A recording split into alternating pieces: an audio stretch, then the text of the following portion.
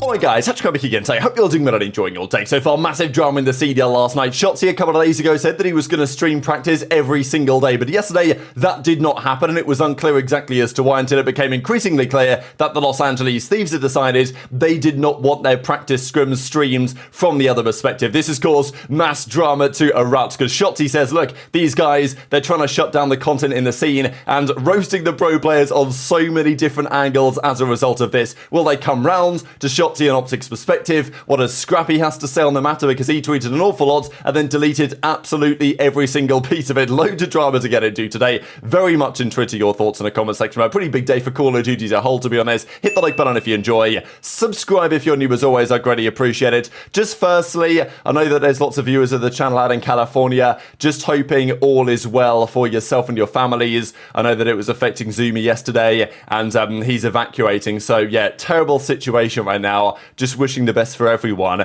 Let's talk about this from Crimsix though. So Rafa Racing, that's his racing team. Of course, he is now part of OpTic. Confirmed yesterday his next challenge. And last year he raced in the Porsche Sprint Challenge NA, dominated it. This year, he's going to race in what is a step up, basically. So this is an IMSA series, International Motorsport Association, you know, basically North American top-level motorsports. Now, he is going to be driving the Toyota Supra GT4 Evo 2 in the 2025 VP Racing Sports Car Challenge. So, bit of a mouthful. But, yeah, basically, I would, describe this as like kind of tier 3, I would say, in the IMSA series. So it's a pretty good series. It's going to be pretty competitive. And if Kremp does well, then he's probably only like 2 rungs away, if you want to describe it like that, of being at the absolute top level of motorsport. So, okay, we're not talking Formula 1, but we're talking a driver of the caliber to potentially race in Le Mans, stuff like this. So, yeah, this is very impressive from Kremp. I know that there's been lots of people that worked with him and saw him drive in the series last year, were very impressed at,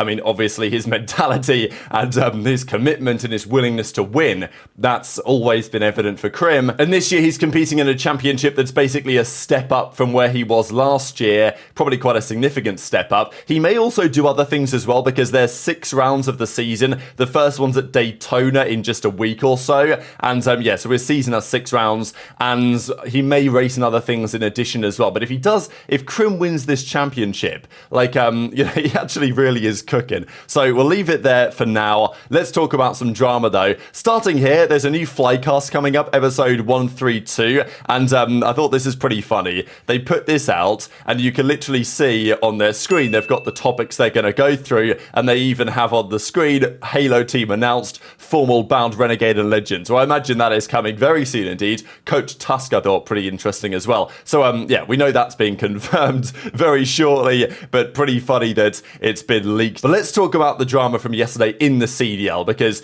January the 7th, Shotzzy tweeted out, going to start streaming practice. We talked about it yesterday.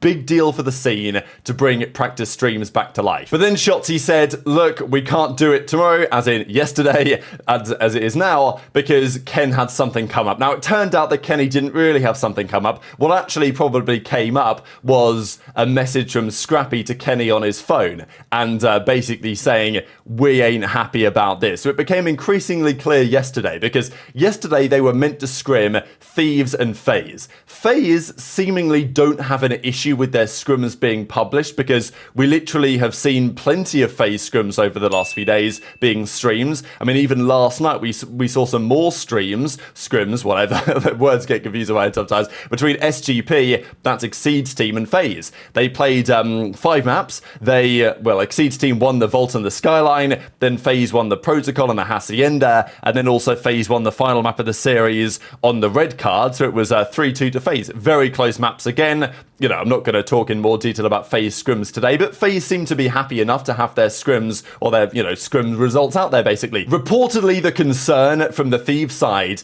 is about map pool, and the fact that they don't want other teams to see what their map pool is looking like. Because if you play 5 maps, the other teams get an idea of, okay, where they might be better, where they might be worse.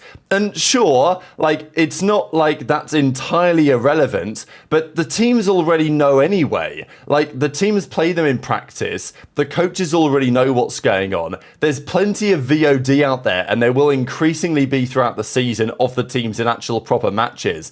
You know, that excuse to me doesn't really add up as far as I'm concerned. I do understand, and we always talk about this, that streaming practice can make things a little bit different. Like, are you going to play the game slightly different if you know the people are watching? Let's say you've started off the map and you've had a stinker, you're 6 in 23. Like, are you going to play that map out slightly differently knowing that people are watching than if they weren't, even if there's no comms? You know, maybe, right? And I see the discussion on why it could be a problem for some teams. Of course, we always have to have, though, it's a debate. It's a pro and it's a con, right, for the state of the scene. So Scrappy came out with a sarcastic tweet here, effectively implying, yeah, look, you guys are right. We are the ones who don't want the streams scrimmed, or the stream, whatever, like, you know what I'm saying right at this point. But, you know, kind of the reasons that he gave, obviously a little bit tongue-in-cheek. And the funny thing about this to me is that Nadeshot then replied and says, I swear you never tweeted like this on Toronto. I'm begging you, please don't chow the OpTic fans. We need them on our side. Now, the thing is with Nadeshot, he almost certainly, in my opinion, agrees with Shotzzy's perspective.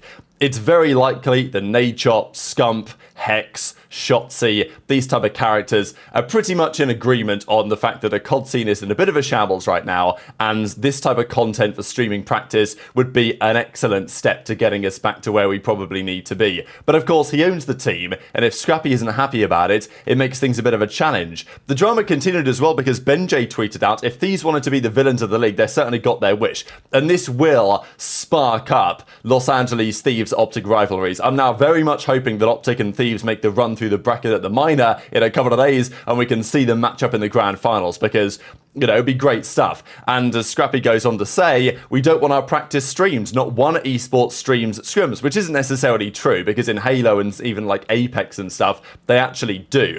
And in COD they did back in the day. Now, it's not like I don't understand that streaming practice can have some downsides, but I thought Scrappy's perspective on there's no benefit to streaming scrims besides making money. Of course, OpTic want to do that. Like, it's not, OpTic aren't trying to, look, yeah, they make money as a consequence, but fundamentally, Shotzzy is not doing this to try and make extra bread that frankly he doesn't need. He'll be fine anyway.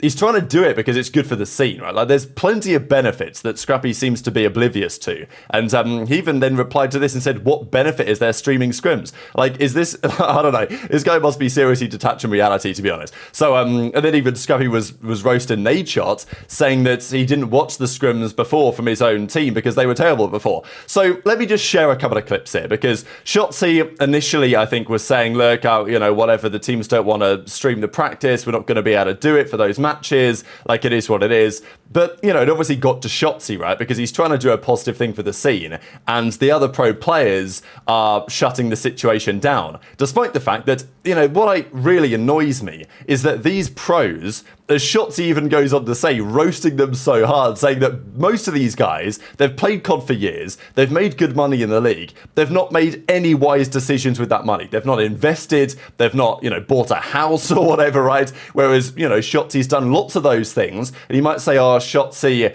you know, low IQ player or whatever, right, because of the stuff he says on stream, but in the things that matter in life, Shotzzy's really smart compared to many of the other things that we see said by pro players around. And his point is like, look, for the pros, your job ain't going to exist in a couple of years if things keep going like this. It's fucking mind-blowing how weak-brained these fucking, some of these pros are. Is that, like, if they get shit on or this and that, and then they see some shit about them, oh, like, this team is doing that, this player is doing this and this, they truly will like be fucking self-conscious and like truly think that, and they think that their team's thinking that, and that to me is fucking like the most, like, bro, you're not gonna win, you're not a fucking winner, put it like that.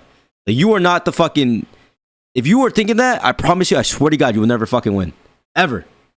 And that is why I like, it's just fucking annoying. Like, these pros are just so weak-minded, it's fucking, it's insane. Listen, bro, put it like this, man. With all due respect, if I don't need to stream scrims, I promise you. Put it like this, I promise you.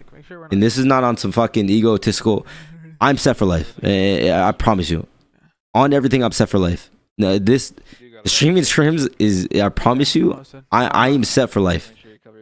Just put it like that, okay? Like, I'm doing this shit for the fucking scene, man. And I know they're just so.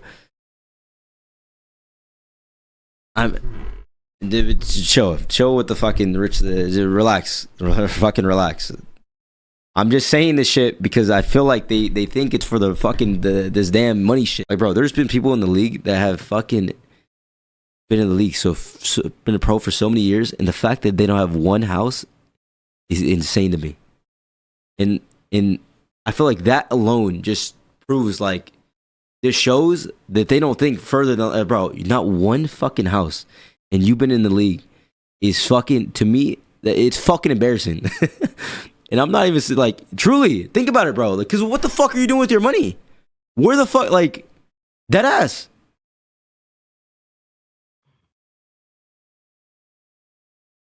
See, I'm coming at everyone next because I'm actually getting very fucking passionate.